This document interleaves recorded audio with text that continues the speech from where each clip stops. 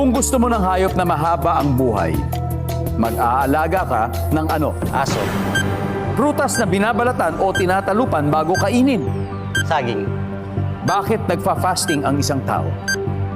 Dahil may laboratory kinabukasan. Una mong naiisip kapag sinabing Cinderella. Fairy tale.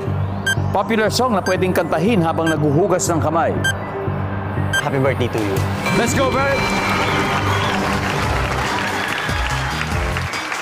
Kung gusto mo ng hayop na mahaba ang buhay, mag-aalaga ka ng Aso. May alaga ka bang aso?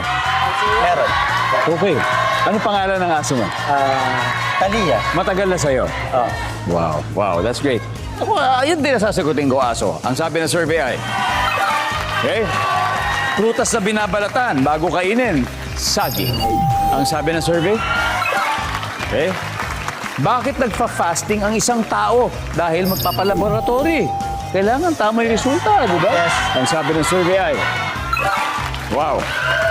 Una mong naisip kapag sinabing Cinderella. Ang sabi mo ay fairy tale. Ang sabi ng survey natin, wow.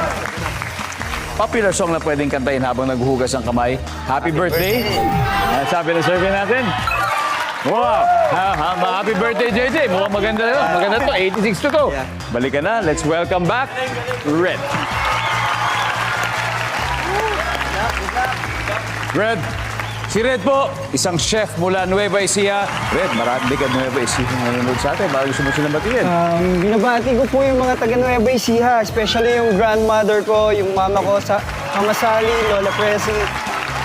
There you go. There you go. Oh, pwede ka na mag-relax ng konti kasi si JJ nakakuha ng 114 points. Okay, so it means it need 86 more. Okay, kaya-kaya natin yan, pare. Okay, at this point, makikita na ng viewers ang sagot ni JJ. Give me 25 seconds on the clock. Kung gusto mo ng hayop na mahaba ang buhay, mag-aalaga ka ng ano? Go.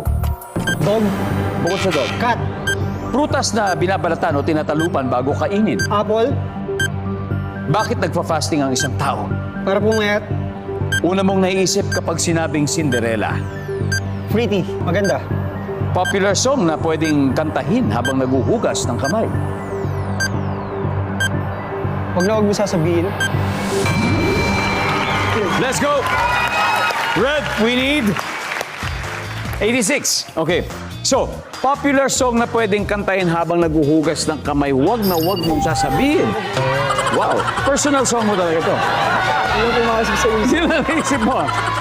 Medyo matagal ka rin maghuhugas ng kamay kung buo kanta yan. Ang sabi ng survey,